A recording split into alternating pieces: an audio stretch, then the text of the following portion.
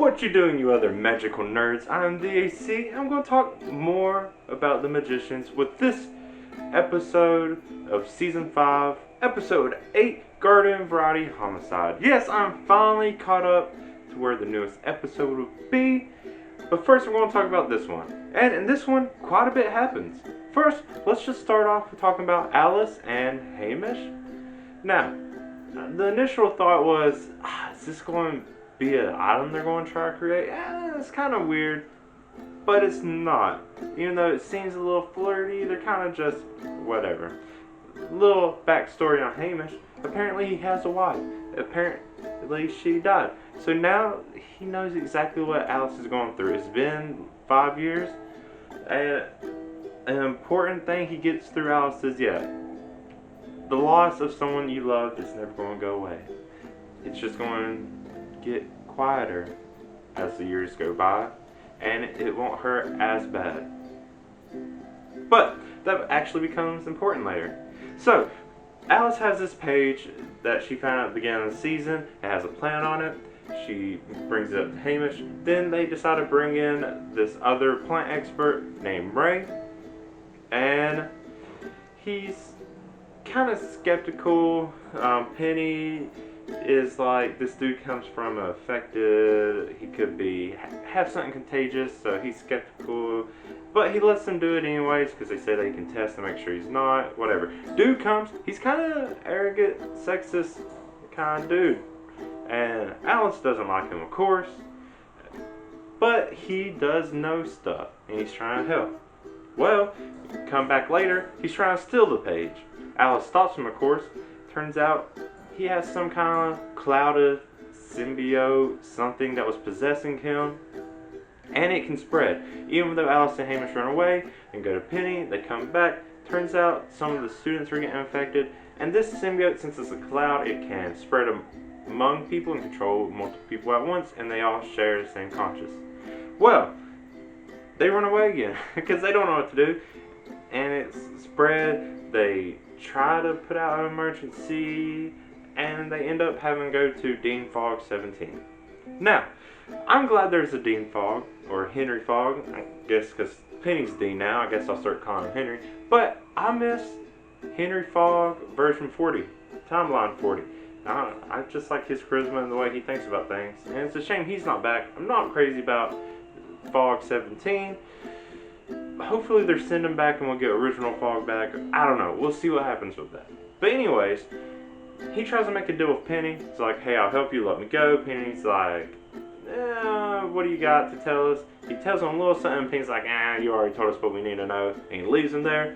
Apparently there's some kind of potion they can make. They go to the library, find it, knock out one guy, use him as a guinea pig. They test the potion on him. It comes out, goes right into Penny. Oh, well, shit. Yeah. Then they think this more through.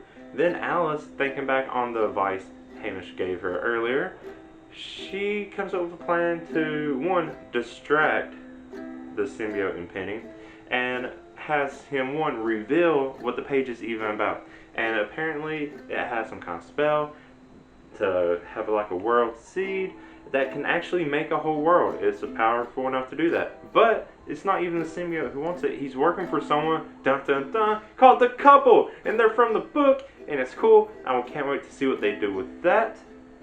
But in the book, the Couple really, they seem a lot more frightening than, they don't actually do anything that bad. There's a whole nother force that erupts in the book. But I'm curious to see what the Couple, who the Couple is. I hope it's someone we already seen before. That'd be cool. And see what they can do. But yeah, the Couple wants this page for some reason. And so the symbiote and Penny tells Alice all this. Turns out it was just a distraction while Hamish went around with some symbiote cloud that they captured in a little bottle and started spraying on a lot of people. The idea is to spread it out so much to so many people that the symbiote's consciousness gets quieted down to where the host's own consciousness takes back over. And yeah, it'll be in them forever, so that means there's going to be a symbiote in Penny forever, but there's nothing it can do now anyways. And that was a cool idea to do. I was wondering how they were going to do it. Yeah, pretty clever. Yeah, and that ends up resolving the Alice Penny Hamish part of the episode. The only other burning question I have is, how did Quentin get this page? I said it before, and Penny wonders it. It's like, I know how he gets in the book. I want to see how he gets it in the show, because it's so curious. You never really see any situation where he could have really got it. Maybe it was a secret thing they don't show. Who knows? Can't wait for that to hopefully be fruitful in the next few episodes. Now, let's get on to what's happening with everyone else. With Elliot, Margot, Julia, Finn, and Josh, they're all in Fillory, trying to figure out how they're going to kill the Dark King. After much talking, they realize the only one who can get close enough to kill him is Elliot. So they use Elliot to try to get close, figure out a way to kill him, because he's apparently immortal. And, you know, through some seduction, which seems accidental actually, because the Dark King kind of seems to have a thing for Elliot also. Dark King takes his shirt off. I keep saying Dark King. They say his name's Steven. I like saying Dark King, because I still have a theory about who his relatives are. But anyways, going back to it, he has a tattoo on one side of his chest of a tree. Go back, they talk more. Turns out that is probably acting like a conduit. It's linked to a real tree that they go and they need to find. And their plan is to chop it down, make him vulnerable, stab him, and kill him. So, does it work? Well, first, let's look at the teams. Elliot doesn't want to kill the Dark King, of course. Margot does. Margot's idea is to switch Elliot and her bodies. So they do that through some little magic potion, whatever. So now Margot's in Elliot's body, Elliot's in Margot's body, you know what. That means also Margot can see Charlton now. Okay, see how that plays out. Yeah, I've actually been enjoying Charlton being around. He seemed like he would have been a little annoying. It's not that bad, really. I kind of like it. Anyways, so that leaves Elliot and Margot's body going with Josh, who's going to be dowsing for the tree. And that means Margot and Elliot's body has to go and stay around the Dark King. Finn used some kind of pollen and put everyone in the castle, so Margot and Elliot's body is going to use this as a chance to teach the Dark King a spell that would require both of them, so that he can stay close together for when the time is right. But there's one other thing going on, which I'm not crazy about, and Julia apparently is pregnant, and Finn knows the secret.